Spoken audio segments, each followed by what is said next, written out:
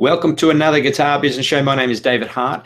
Today I've got a very special guest, Paul Andrews. Paul Andrews has been with the G4 Guitar Network. He's one of our shining stars, and I just had to have him on here because anyone who's in the G4 Guitar Network, the teachers, they all know Paul is one of those very unique people. I sort of break people down into three categories.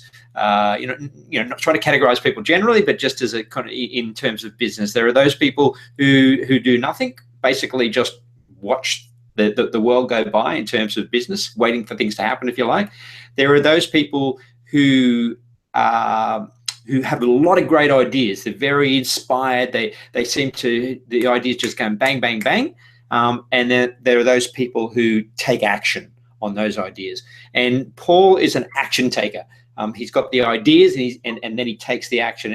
And this is one of the reasons I want to bring Paul on here, because we can often look at people like Paul and think, well, how does he do it? Well, this guy's lucky, things seem to fall into his lap, but it's not like that, as I'm sure Paul is going to attest. There's a lot of work goes into it, and there's a lot of research and general motivation. So I won't sort of delay any longer. What I'm going to do here is jump in and get Paul on. Paul, thank you for joining us. Well, thanks for having me, and thanks for such a lovely intro. Thank you. My pleasure. As always, anyone who watches these shows knows I tell nothing but the truth. So the first thing I'm going to ask you, as always, is if you can give me 3 words that describe who you are, what you do. I think 3 words. I think first one would be, I like to think myself quite creative. I think, like you said, I do have quite a few ideas, which sometimes is a bit of a downfall, because there is maybe too many, trying to chase after shiny things. I think passionate. I like to think I'm quite a passionate teacher. I think that comes across in my teaching. And creative, passionate, and maybe committed or loyal. I think, as you know, G4, I've been with G4 3 years now. I like to think I try to give quite a lot to the guys. I'm quite committed to the method, So I'd say they're probably the 3: creative, passionate, and pretty committed. Yeah, I'd agree with that. The thing is that, on the committed one, you're very reliable. I think that's a big thing in business, and having that kind of reliability and consistency. Sometimes we don't think that it's a big deal, but in business, when you're dealing with students and customers and clients, so to speak, if you're consistent and reliable, and not just reliable in the sense of you turn up when you're supposed to turn up, but to be there reliably every week, to be consistent, not to sort of say, hey, I can't do this week, I've got a bit of a stomach ache. It's that consistency. Would you agree that that's part of who you are? You're very consistent with what you do? I think that's probably the most important. If I think about the guitar teacher I've had over the years, one particularly, he wasn't so consistent. So I'd get a phone call a day before the lesson, he'd have a gig, sorry, can't teach you today, I've got a gig. And like I say, it breaks down the relationship. I think one of the most important things, especially when you're working as we do with students, is to get a level of trust and say that commitment. You show them you're committed, and obviously I expect that back. So I expect I'll deliver what I can deliver to the best I can to my students, and I expect them to, have their end of that bargain, to practice at home, to turn up to their lessons. And I think, what you give, you expect to receive. So I think, commitment is definitely that's great. The give and you receive.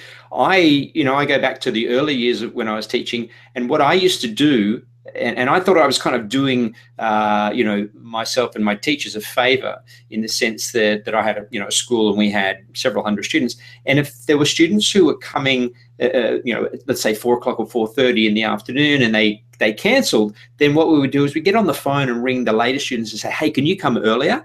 And we were doing a lot of this to try and sort of compact their timetables and to save a bit of money, because we were paying them by the lesson. But the truth was, it was creating inconsistency. So students thought, well, if you can change me, then I can change me too. It's only fair that I change my time. And when I stopped that policy of ringing students and changing times, I didn't care if I didn't have a student. If I had a student at 4 o'clock, and when I started out with G4, this happened where I was teaching on a Saturday. I had some students in the morning, no more students after 11 o'clock. Then I had a student at 4 o'clock. I could have rang that student and say, come at 11:30. But what I did was instead, I hung around for the 4 hours and waited for them to turn up, because I didn't want to create inconsistency. So absolutely spot on. So let me get into some questions here. I want to learn a little bit about you. I know a lot about you, but I want the viewers to know a little bit more about you. So the history, when did you first start learning music? I suppose fairly later on. And when I say that, I know some interviews done before, everyone seems to be around 15, 16 kind of mark. Started at primary school, had an interest in guitar, but they didn't teach it. I went to quite a small kind of a village school, so they didn't really have many people coming into the school. And we didn't pursue it outside the school, so I had to kind of wait till it got to secondary school, had an interest. I remember the music teacher had kind of informal lessons during lunchtime, but they were kind of group lessons. And I was just starting to get into Green Day, Nirvana, and we went there. Kind of thing. I remember there was about 4 of us there, and we're doing nursery rhymes. So I switched off pretty quick, and kind of just, well, perhaps guitar's not for me. I think towards the end of secondary school, so when I was 15, 16, I started then again listening to that sort of style of music. It's influenced by one of my sister's boyfriends at the time, who was quite into his rock. He played in a band. I thought, this could be pretty cool. And my now wife, Charlotte, she bought me my first guitar for my 16th birthday when we were going out together. And that's when it started. So 16, picked up the guitar. It wasn't until about, about 20, 21 I started teaching. So there's that kind of 4 or 5 year gap there. Got put into teaching for my guitar teacher at the time. He was leaving. He was a songwriter. He got a job at a studio. And he was leaving. He put in a good word for me at a local music school. And that's kind of how I got in. So I was still very early in my playing. I remember the interview / audition and not knowing quite the answers to the questions and nervously kind of, oh God. But let's say the guy, James, I think might have taken a bit of a risk with me, but hopefully he thought he saw something. And yeah, that's where it started. At a local music school, I started teaching. One of my first lessons was with a group of, I think, 7, because I was quite thrown in the deep end. I remember coming home shaking from that experience, but then just head down, dove into kind of teaching, and kind of that was it. So yeah, 15 was when it started. 16. You were brave. You were brave diving into 7 students all at once. I didn't know really any different. I turned up for this music because I was shadowing my teacher at the time before he left for about a week. It was supposed to go on for I think about a month or so. He kind of just went. He'd found his replacement. His job was kind of done. So I was kind of thrown in the deep end. And I was looking back now, I think it was the best thing to do. I think if I was told, oh, next week you've got a group of 8 or a group of 7, how many it was at that time, I probably wouldn't have gone back. But I think I turned up on the day and like, oh, just give it a go, give it a go. And yeah, it went great. And so I threw myself into books from that point on. Donnie Scheck-Snyder was one of my first mentors. I know you know Donnie. I know Donnie, yep. I've had Donnie, I've interviewed Donnie, yep. And that's when it really started kicking off. I started music school about 3 years later from that, or 2004, sorry. Yeah, 2008, 4 years later. I started teaching from home, and that's really when I got kind of the bug, the business bug. And then it really started going. Fantastic. Sorry, long answer. No, that's it. You've kind of answered my whole interview. We're done. Thanks, Paul, for coming. That was short. One question, one answer. Off we go.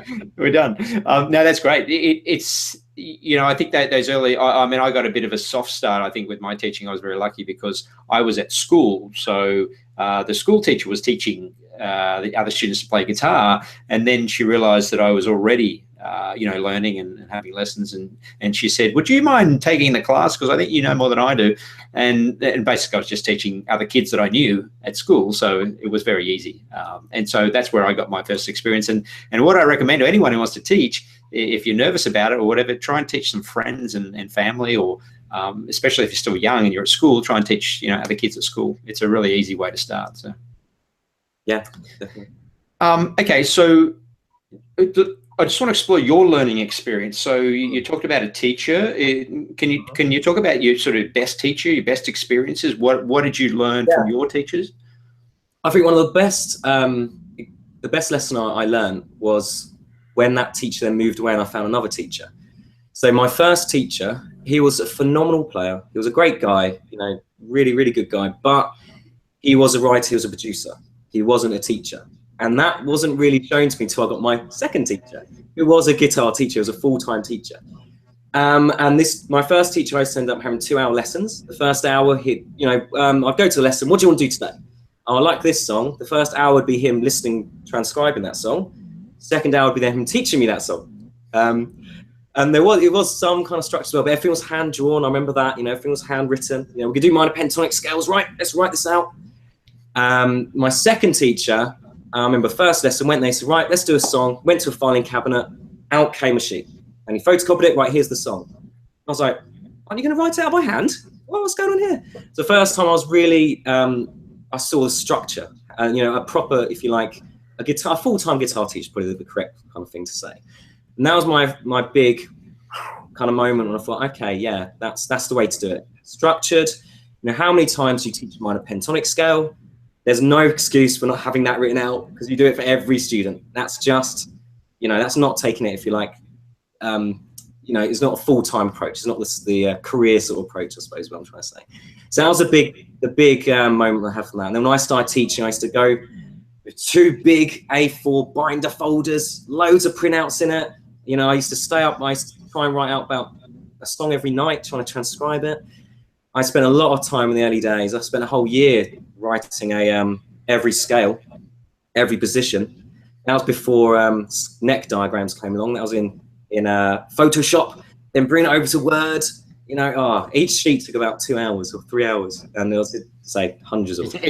It's amazing, isn't it? How many guitar teachers out there are like you, literally reinventing the whole process of guitar. They write tons of material. I've seen them. I've been to guitar teachers' homes where they've got tons and tons of resources they've done. It's a lot of work for one teacher. So. Yeah, I remember going back to Donny, one of the posts that hit me, I think he said death by method book. And the idea of just putting a book in front of your student and kind of just being there to turn the page. And I always then came from the point of view that, okay, I was going to put some work in there. I was going to, design something that worked. And yeah, kind of really go all in was that stage, the all in stage when I hit Donny. I thought, oh, this is a business now. It's not just me playing around. Especially when I started teaching at home in our spare room. It was to get a bit of extra money on a Sunday. And then I got fully booked. Then I went to a year-long waiting list when I was doing individuals. Yep. And then I realized, right, this is a business now. And then I started doing my policies, it started getting a bit more serious. And then the big jump was in 2011 when I got with my first commercial unit in the town centre. That was the next big jump. Right. So it's interesting. We chart those kind of steps. I had that teacher that made me take my teaching more seriously. Donny made me become more of a business person. 2011, so jumped to commercial unit just because we had our daughter. I was getting a bit uncomfortable, people come to the house because she was getting old enough to obviously realize, and strangers in some instances, it was getting a bit uncomfortable. So that was the next switch. Okay, now I've got to move out, and now it's a business. We've got our own unit now. And then when I found G4, that was the next big jump. Getting mentored by yourself, that came about just because I wanted to create. My idea was to create my own method, a guitar academy back then. And I started writing the resources. I was getting into it. I started testing it. And then I came across the G4 materials and started borrowing more and more. I thought, well, this is just G4. I'm creating basic G4 because it's so well done. So I thought, well, rather than, reinvent the wheel, I might as well join you guys. And then the network was really the big thing there. As we know, it's quite isolating being a private teacher. Yes. What a great thing to do, be a network of teachers and be part of the conversation, be part of actually designing, which I think we're all on that same kind of that journey of trying to design a method which is the best method. We're all trying to be the best we can be, and yeah, be around those sort of people. You can't help but rise with them all. Yeah, that's what I when I started working. I was working in a sales position where I worked as part of a team. And in that situation, what I found is that I worked a lot harder.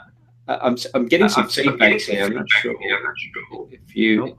It wasn't feeding back before, but it's suddenly started now. Okay, still no voice. I don't know if everyone else can hear the voice. Let me. Can you just mute your mic for a sec? Yeah. And then I'll get you to turn it back on in a minute when. So by working on a team, I found personally that I was more inspired and I worked harder as part of a team, and it was a combination of wanting, because we had budgets and so forth. I was working in retail from a fairly young age, and so we had these budgets and we were trying to check. But it was also I felt a little bit competitive, to be honest. So I didn't want to be just an average. I loved rising to the top. I loved to sort of say, well, how can I be better? And so what I do is I would look at, well, who are the guys who are doing the best here in retail sales as it was, and what are they doing? How do they do it? What are their tricks? What are their tactics, strategies? And so that's where I got the idea of having a music school, because I thought that teaching by myself, I'm not really being pushed. There's none of that kind of keeping up with the Joneses type of thing, which we all have, whether we like it or not. We like to keep up. So the idea is, okay, let me build a team of teachers. And I started working with piano teachers, violin teachers, singing teachers, and some of them were amazing. And I was looking at, they had students who were like practicing like crazy, and I'm thinking, my students aren't practicing. What am I doing wrong? So I realized that having that team environment was critical to me personally. And then, as you say, within G4, I wanted to replicate that within G4. So now we have the network where there is this, everybody's sort of bouncing ideas off each other. Everyone's trying to say, I've got some teachers who are saying, well, how did Paul get so many students? What do I need to do? What's his secret? And I'm saying, well, ask him. And that's part of why we're doing this. But the idea is that together, collectively, we actually build each other up. And again, I take that same thing to group teaching of students. You get the same effect. If it's done well, if it's done badly, no. But if it's done well, yeah, you get that result. So in your, with your teaching now, if we just sort of cross over to your teaching, what do you find kind of the current things that are working well for you? One or two things that you can talk about.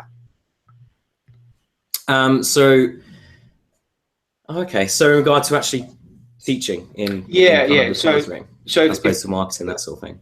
Yeah, so if we just sort of go to teaching, we're going to go to the business and the marketing in a little bit. Mm-hmm. So for example, how do you get students to practice? What's something that you do that you've maybe learnt that you didn't know, that at some point you realize, aha, now I know how to get students more committed? Because you talked about being committed. You already gave one good anecdote before about the fact that if you're committed, then they're committed. Is there anything else or any other tactic strategies that you can share along those lines?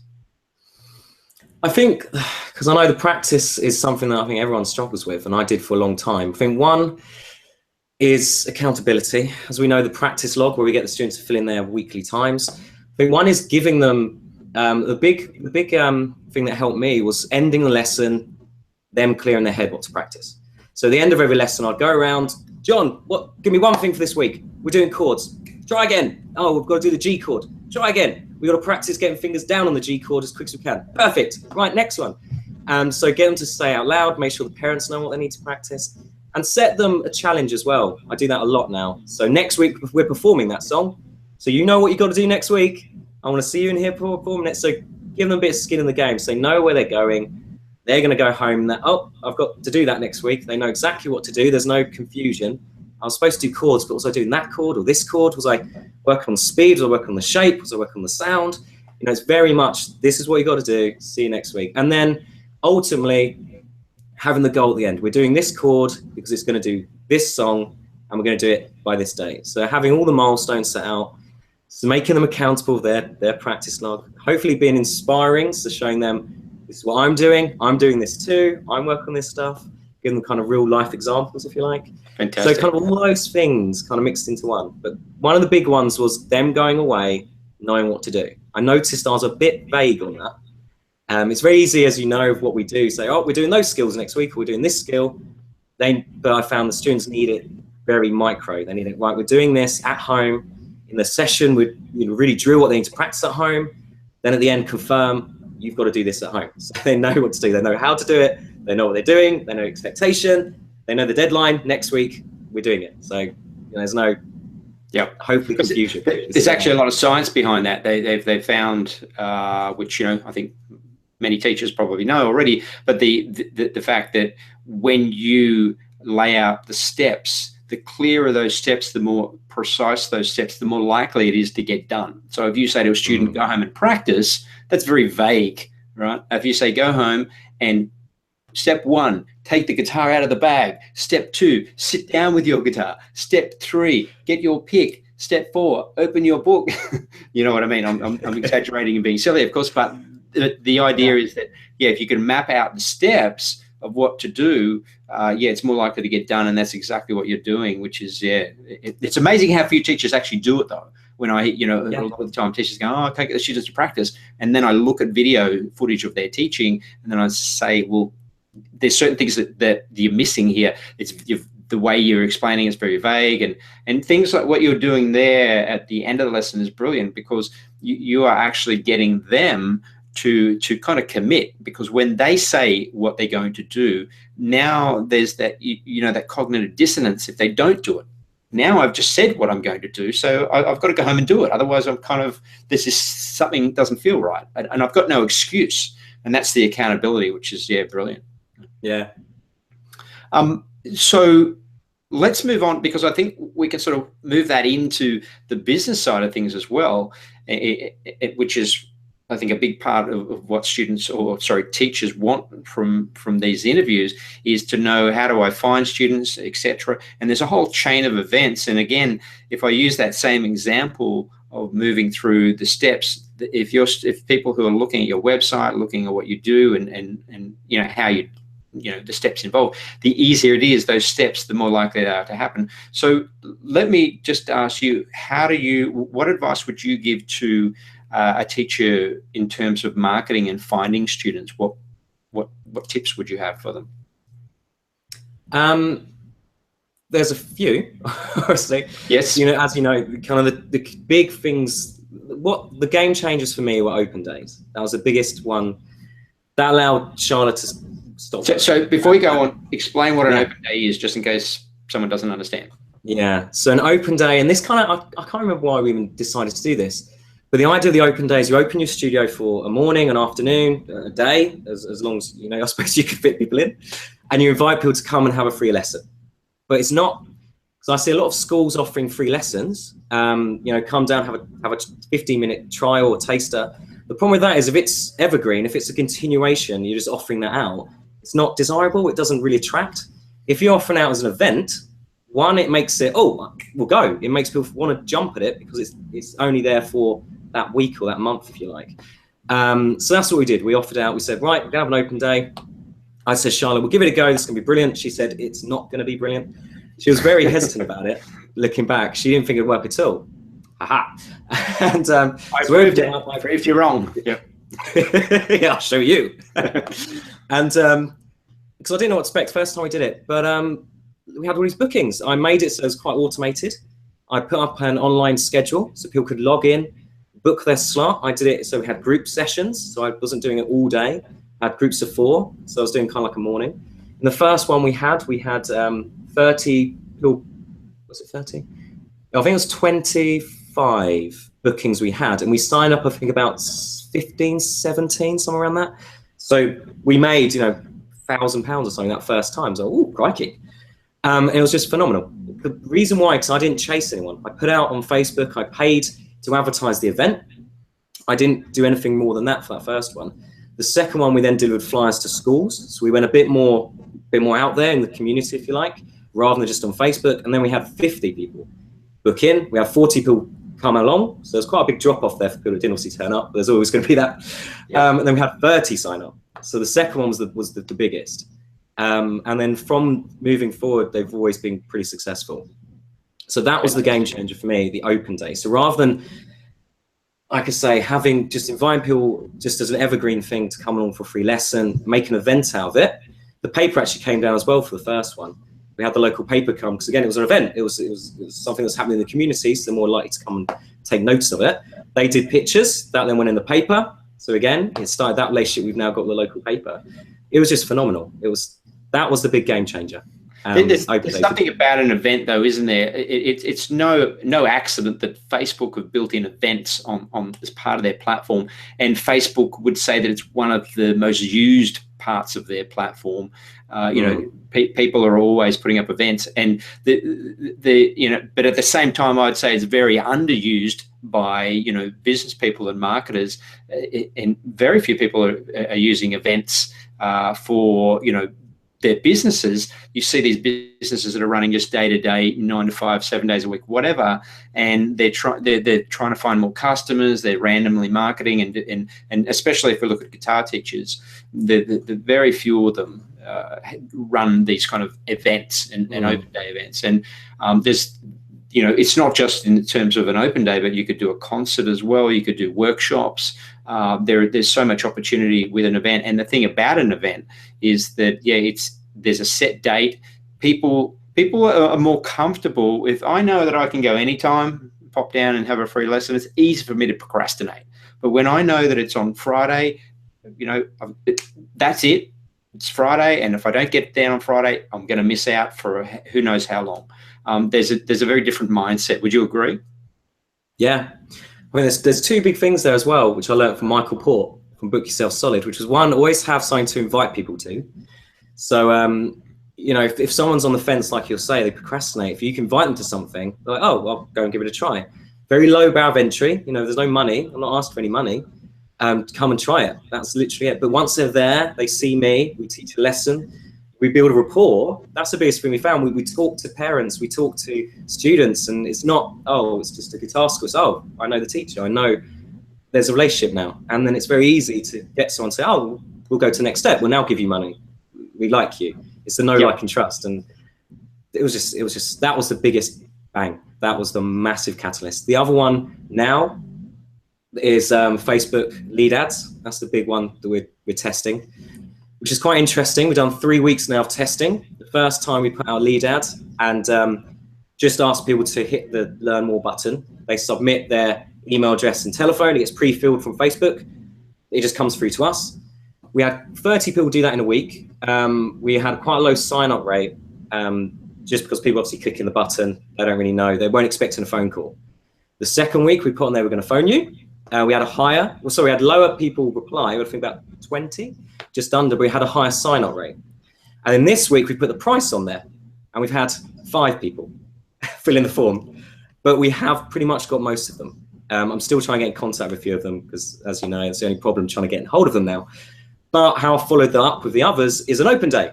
So I've been targeting adults, and now we're doing adult open days. So the people that didn't reply to the lead ad, so we couldn't get in contact with, I then sent them an email, come along to the open day, and we've had quite a few then booking for that. So that was kind of my, you know, my follow-up, if you like, my extra strategy there.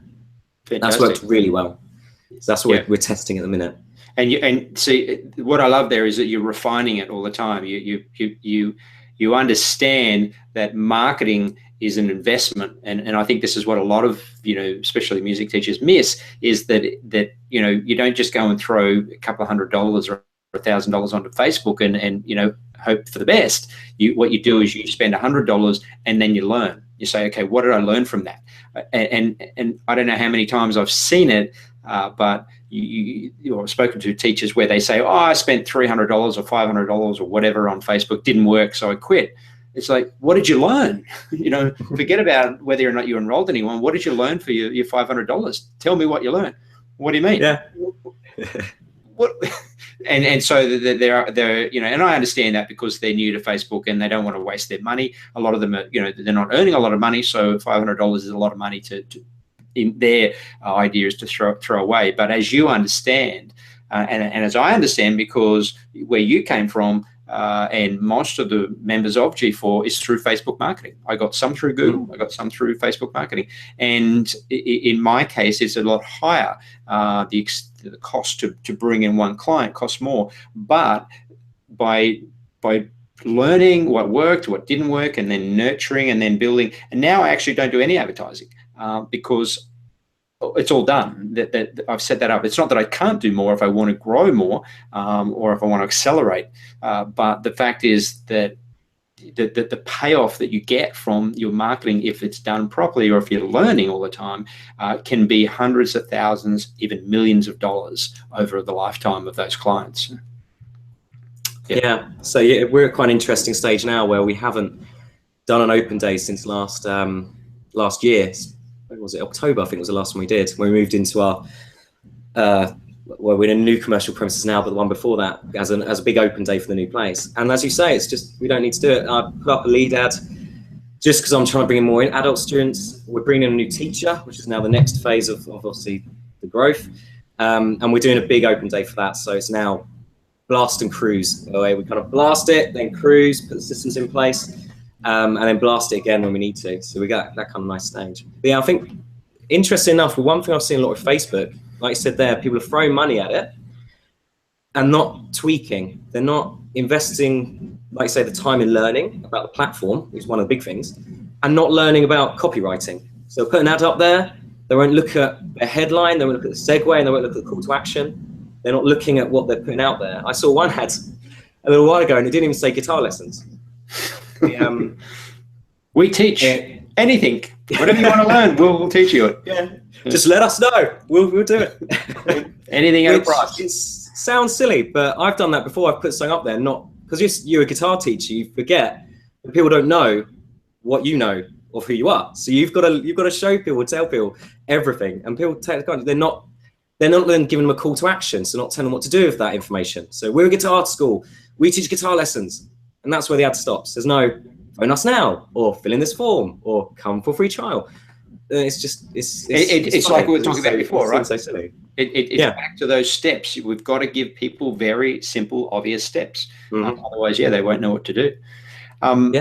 So let's just sort of go back a little bit, because I know I've had a lot of questions about this, and I know the guys are very interested in the open day. What are if let's just say, let's do this now, this very exercise of breaking down, what are the steps that they need to go through to set up an open day? How would you break down step by step? Step by step, I would schedule. Well, we've got one coming up, so it's quite good. Well, the first thing I did, what I've been doing now, is plan it. So I go 6 months out. On that first week of the 6th, I would set up the ad, and I would set up online. Well, maybe less, maybe 4 weeks out, 5 weeks out. I'd start doing my online schedule. I'd set out the day, so I know what I was doing. I'd do it in groups, as we said, because people can see a group dynamic. So we obviously teach group students. That's the only problem, I think, bringing them in individual. I think it's nice to see the group at first. We then say they're going to do individual after this for 5 weeks, and then we go back to groups. But I found this energy as well with the groups. There's a really good vibe. If you have 4 people in the group, you can get some real energy going. Yes. So that's it. So you got just on that. Sorry, I'll just John. Is that when you schedule, is there a time frame? Do you say from 9 o'clock through to 5 o'clock that day, and every half an hour, or how's it laid out? Yeah, so I'm glazing over it a bit too much on it. So we start at 9. We start at 10 now, just so we get a bit more time in the morning to kind of work things out and get kind of sorted. But the first one we did it from 9 till 5. So we said 9 till 5. We did half an hour lessons. Then we left a 10-minute gap after that. So it would be obviously like 9 till to really 20 to 10 would then be the next group session. So we'd do half an hour. I'd then leave a 10-minute buffer just to allow that group to leave. The people would turn up early, so the next group to kind of enter. And I'd group them in their ages. So we've got kind of the young kids, the 5 to kind of 6-year-olds. We then had the juniors, the 7 up to 12. And then we had kind of the teenagers and adults, the 13s, plus. But I'd even chunk that down to teenagers and then adults, which we did in the kind of later ones. The great thing with the Acuity scheduling, which is what we were using, is you can set up so they click a link, they go through, they click the day, which is already highlighted, so they show it, then it comes up the ages, if you like, the juniors, the seniors. They then drop down, choose which age they are. That was in brackets, just in case they were too short. Again, baby step. If they didn't know they were senior, they did, because it said 18 plus. And then they choose their time, and they then put in their details, and they automatically get reminded then a day before when it's going to come. I send their emails. So that's the first step, set up the online scheduling. I then did a Bitly link. And the reason I did a Bitly link was so I could track how many people clicked through. I then used the Bitly link on the Facebook event. So when we bit.ly, is it? Yeah, bit.ly. So then that will set up the registration process. Then the admin, if you like, is done. That's it. They then sign up. I did a good thing in Acuity as well. You can do, I can't remember what they call it. It's not feedback forms, but it's that kind of thing. Well, when they've put in their details, their name and email address, they then have to fill in a form where I put experience, parent name, age. So we got a bit more info. So that was helpful. Marketing source, where they came in from. It was from Facebook. It was from the flyers that we're doing at schools, you know, referral. So again, that's kind of the admin side of things. And then as we start coming through, I then start hitting our lists. So people have inquired in the past but not signed up. I then send them an email. Kind of, I should have had my schedule out. So I did all this last week. 2 or 3 weeks out, I'd then start emailing them. 2 weeks out, I'd email them again. 1 week out, I'd email again. It normally takes, I'll say, 3 maybe plus passes to get someone engaged and noticed. So don't be afraid to keep following up. So the Facebook ad was definitely the biggest source of signups. That hands down was the biggest. Just on the Facebook ad, we're talking about an event boosted, or are we talking about a lead ad, or what kind of ad? It was the events. Yeah, it's all changed now, is it? But you select now. I suppose we select the event, and it would be bookings, or I can't remember what else they call it. But yeah, I know they've changed it since we did the one way back when. But yeah, so it was basically the event. We'll publicize the event. We were sharing that.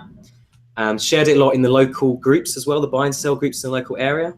There's quite a few around our town. For mums as well, there's a good one with places to go for children that we shared in. So we kind of, and that's free as well. So sharing you can share just that page, your event page. You can take that URL, you can then just post it in as a post, and then it will show underneath it the picture and then the button to then kind of view it. So we did that in the local groups. That worked really well.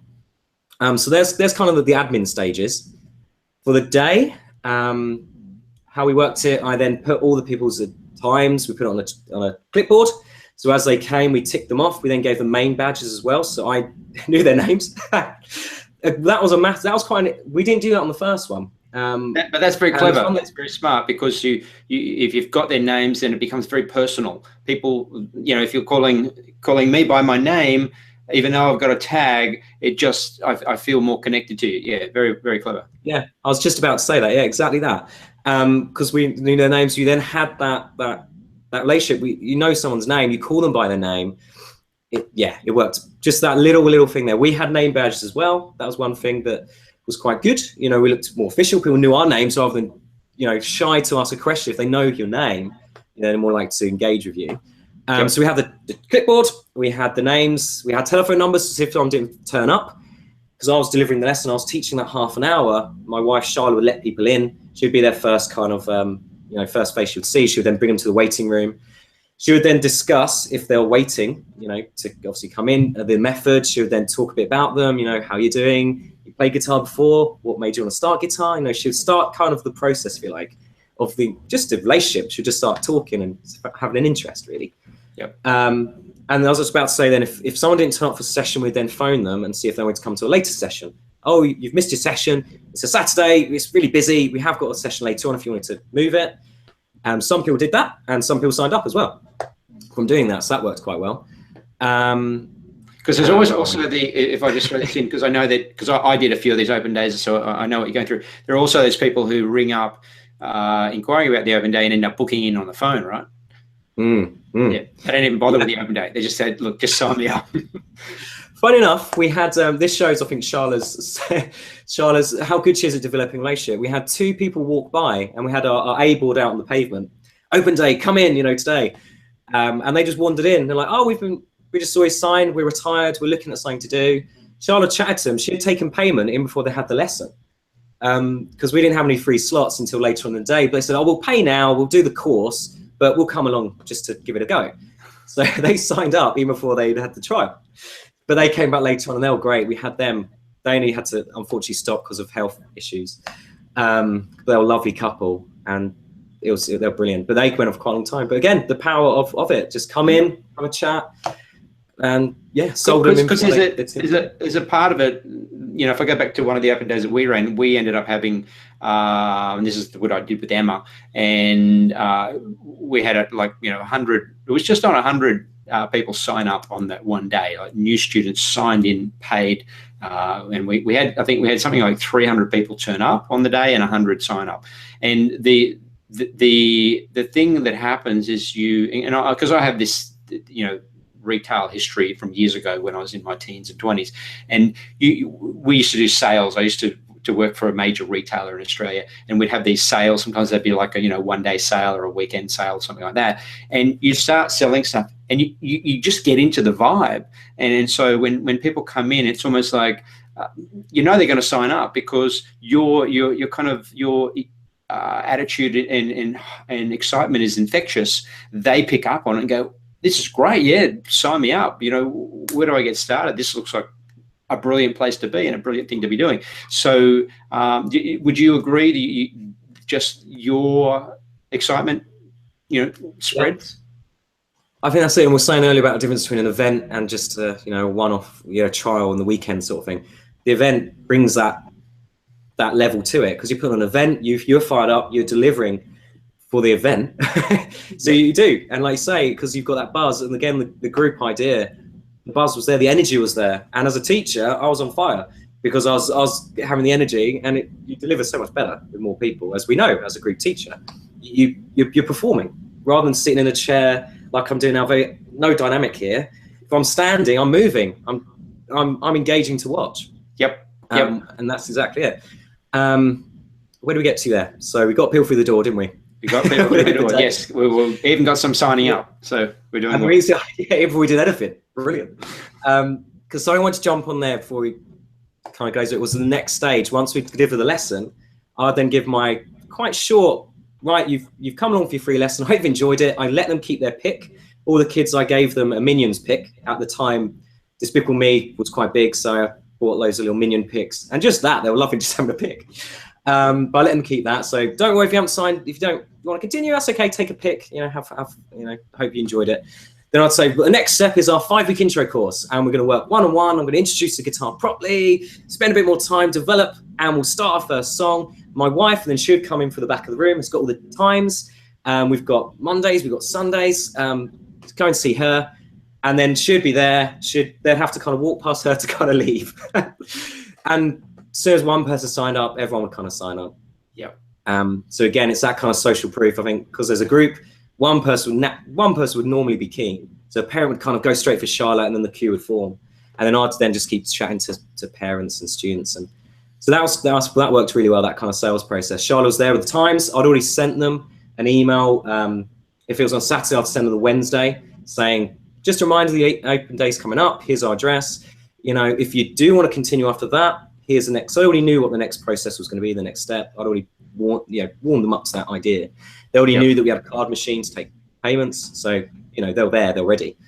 And that was a big takeaway as well. We had the PayPal Here card machine, which worked perfectly. And again, at the end of the day for the big one, having all these emails coming through, we made over two grand on one of the bigger ones. Just wow. Phenomenal. Yeah. So that was the we're talking pounds here, by the way, people, not dollars. That's great. Yeah. Fantastic. So I think anyone watching this can really get a lot out of what you just said then, as far as the event, and it's not even so much the details. I know that we like the details and we like the step by step to sort of get the confidence to do it, but you're still going to have to dive in there. You're going to make mistakes. I don't know about you, Paul, but the early open days that I did, there were things that we didn't. Sometimes I remember there was one event where we got way too many people coming and we just weren't ready for it. We weren't organized, and people got frustrated and annoyed, and sort of left. I remember there was a couple of complaints. So this is hopeless.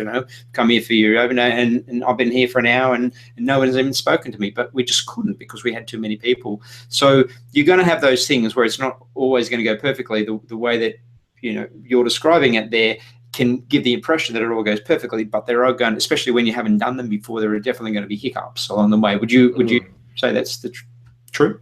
Oh yeah. I make it sound like it was it was kind of it wasn't easy. We had some sessions where no one signed up. I'm like, and it totally then you lose your energy.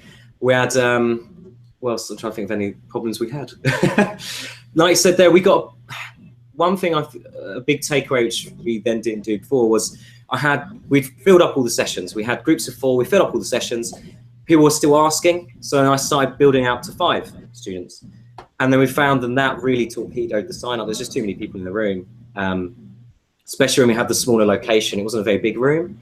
We got a bit greedy, I think, just because our students wanting it. It's oh yeah, pack them in.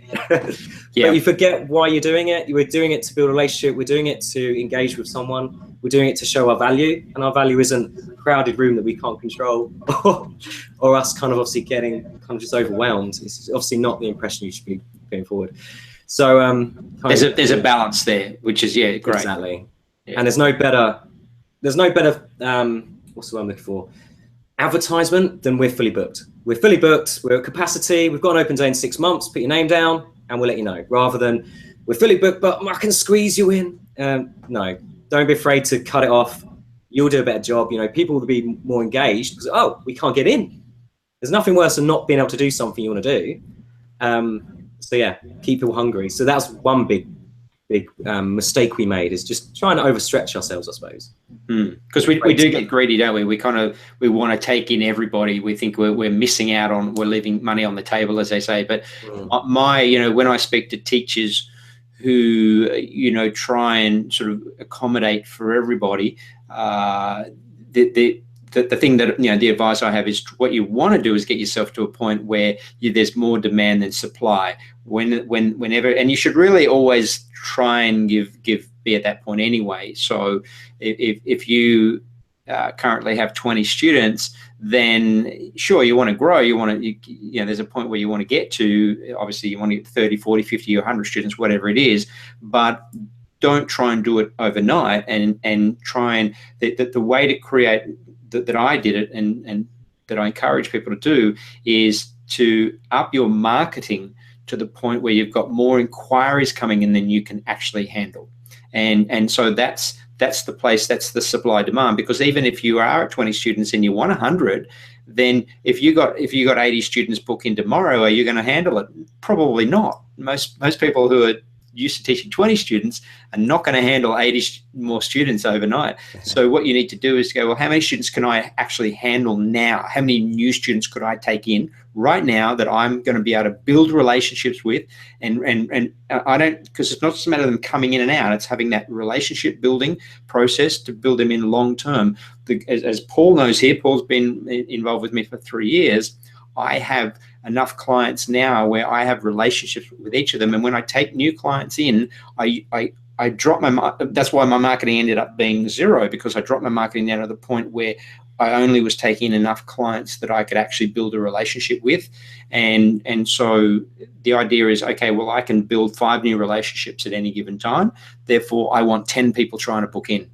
That's the idea of getting more supply than more demand for what you do than supply. And so where do you stand on that, Paul? Is that the kind of philosophy you're working with, or where are you at with that? Yeah, definitely. I remember we had a discussion a little while ago about Daniel Priestley and his book Oversubscribed, and that whole great book. And I remember when we said about it, and we were talking, and it kind of validated the idea of giving yourself capacity, not going beyond it, and then you then set yourself up as being the place people want to go, because it's that nightclub that not everyone get into.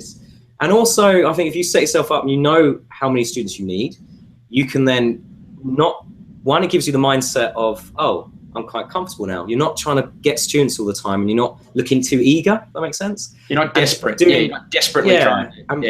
Exactly. And making wrong choices. Because if you're desperate, you're going to take on the student which doesn't fit quite in. You're going to take the person that doesn't pay quite consistently. Oh, yeah, don't worry this week. Hit me next week when you get paid. You start cutting corners, and then when you start doing that, it's a slippery slope, and the next person cuts a corner. Had this recently where someone said, can we move our time slot? And I had a moment there, we can move it. And I thought, well, if I move this time slot, then I need to do it for everyone. I go by the philosophy, if I'm going to do it for this one student, I should do it for every student. Yep. And when we have a school of 100 students, I'll be working every day, moving everyone around, so you can't do it. I think good mindsets to have is where you want to be. I want to be at a school of 100 students. When I've got 100 students, I can't have flexibility in my schedule. So I need to start now with that mindset. These are days I teach. These are the times I teach. not going outside that. So I'm ready when I hit 100. It's in place, my foundation's set, so I'm not then, you know, I'm ready for that. You need to know where you're going to be and set yourself up on the road to that path, I reckon. Yeah, and I think there's that's great, because having those, knowing that whatever policies that you set down, let's say even if you've only got 20 students, the policies that you set down now are going to determine whether or not you're going to be able to grow. If you've got these really flexible policies for 20 students, it won't work when you've got 100 students. It just won't work to be, you know, constantly moving people around all the time. So yeah, so you've always got to play things out. Okay, what if I do this for every student? If it won't work, if it won't scale, then don't do it.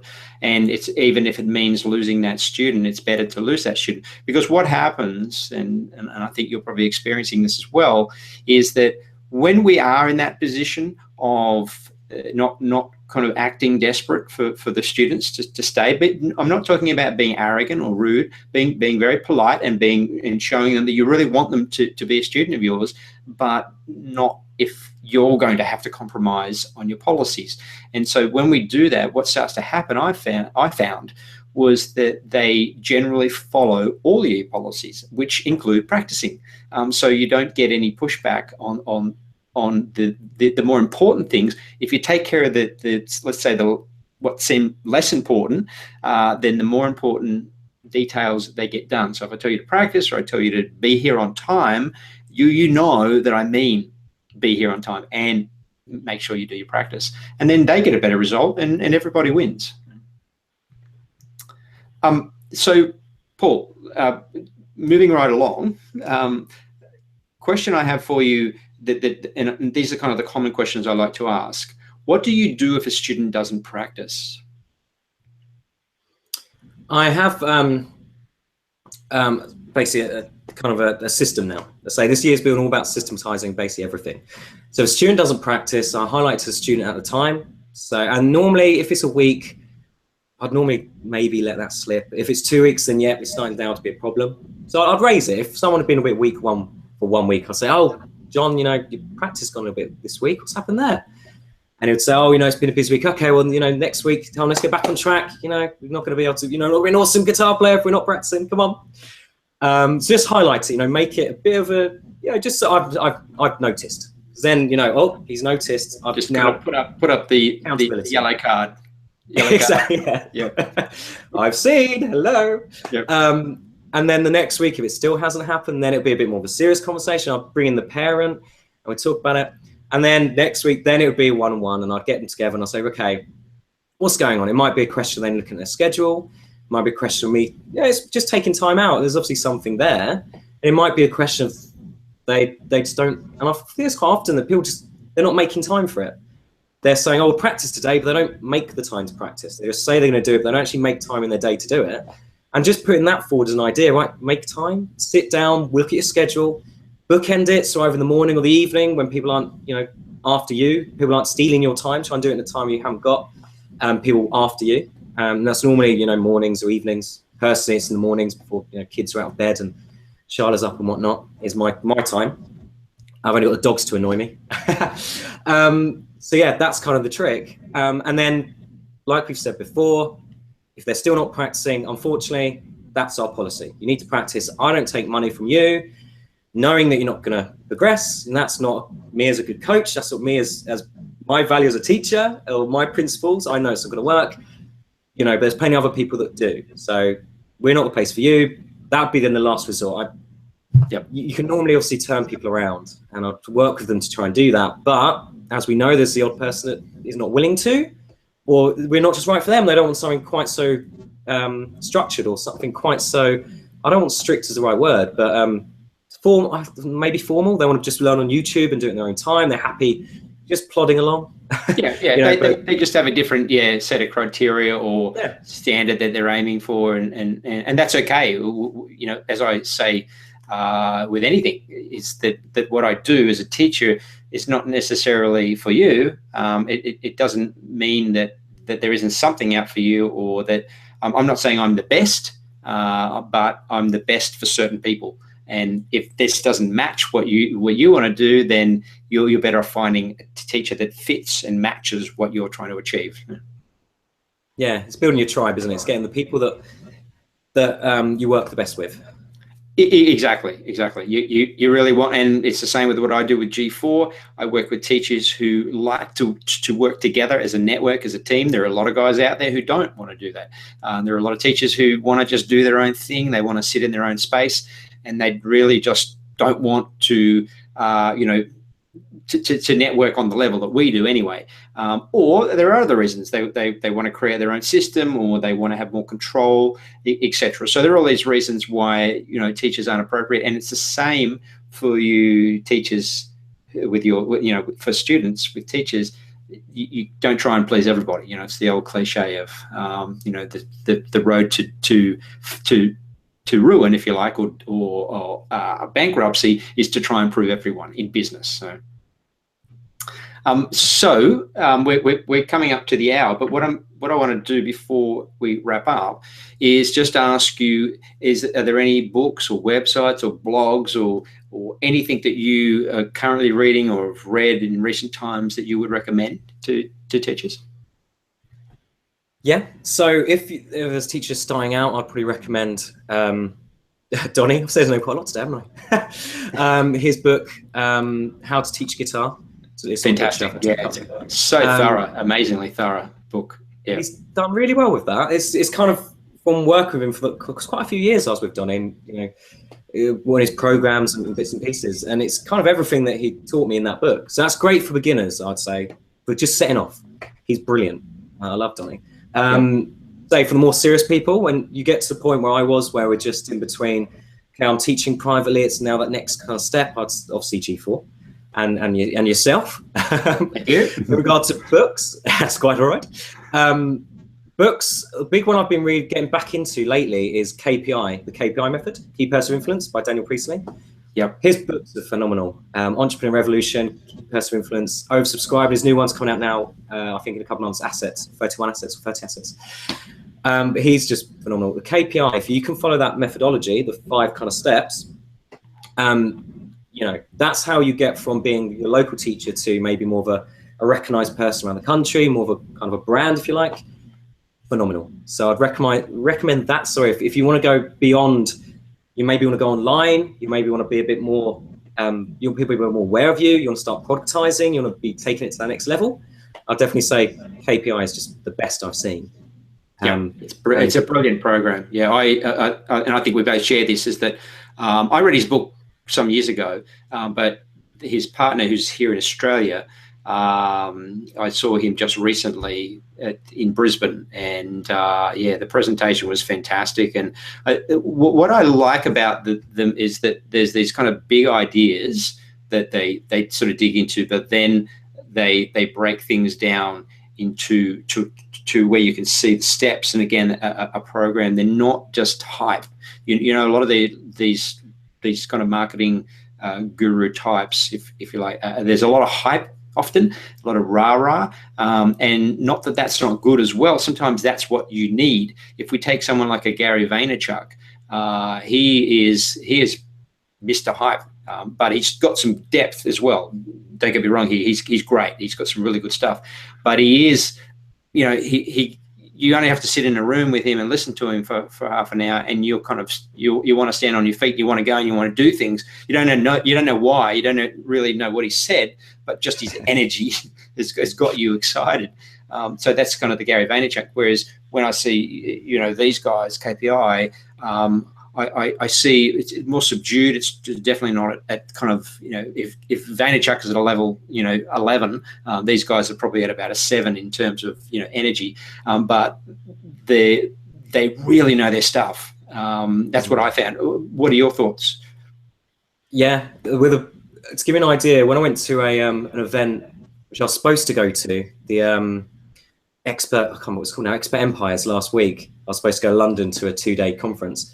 Gary was there, Ryan Dice was there, but my wife was ill, so I couldn't go. But I went to one last year where Jay Abraham was there, Ryan Dice was there as well. And a lot of the speakers there, they, like I say, Gary's brilliant. He's really good for motivation. but you come away motivated, and then it goes. And a couple of days later, you need to watch him again. Back up again. KPI event. It was a day event. I went there and I came away with a whole system. I came away knowing exactly what to do. And I don't think you have many conferences like that. So the one I went to, Jay Abraham, it was brilliant. All his knowledge was phenomenal. But he would give you ideas and suggestions, but it wasn't really a plan. You kind of had to then take that away and come up with your own. The KPIs. They're ideas, yeah, exactly. Yep. Sorry. Yeah. Daniel, that's right. Just don't butt in again. Daniel Priestley lays it all out. You get his book and it's packed. He has given you the template. It's phenomenal. I don't think you see that many with quite a lot of authors. They'll give you the taste. You see them now. Get my book. It's free P&P. You order it, and then it's kind of the upsell to the next program. You get to the end of the book, and they've just teased you, and you're left thinking, I need more. So the next step is obviously the next program. Daniel Priestley, I didn't really get that. The KPI, there's enough there to run with it. If you want the next level, and of course there's this higher level program, it's there for you, but you've got some ideas there to run with. That's what I got from Priestley. It gives it away. He gives his ideas away, and it's just phenomenal. So yeah, highly. Because a lot of them, what they are, and again, you'll learn a lot from them going to their seminars and seeing this in action, is that they are salespeople. They are marketers and salespeople. And some of them are brilliant at marketing and selling. You take someone like Jay Abraham, you've got to take his ideas and work them. There's not a system that you just plug into and follow the steps. It's like what you were saying there. But I've taken a lot away from Jay over the years, and I can listen to him again and I get more insights and brilliant, absolutely brilliant. Again, I'd say someone like, Tony Robbins, more on the kind of the motivational side of things, or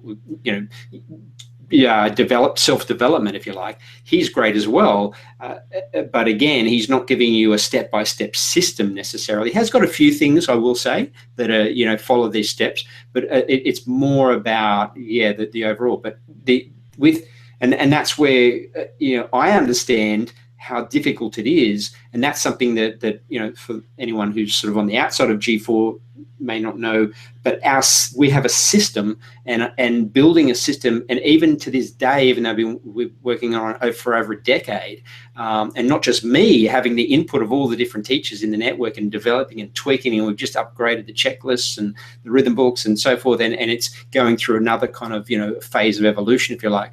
But the work involved is immense, and that's why a lot of these guys don't do it. And that's why finding something like KPI is quite rare, simply because the work that those guys have probably put into it, we're talking thousands. It's the 10,000 hour rule, right? They probably put 10 to 20,000 hours of work into developing their system.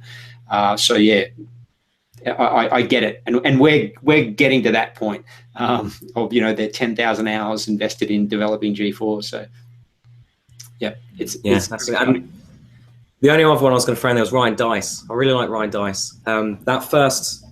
Last year when I went to the conference, he was one guy that just lays it out.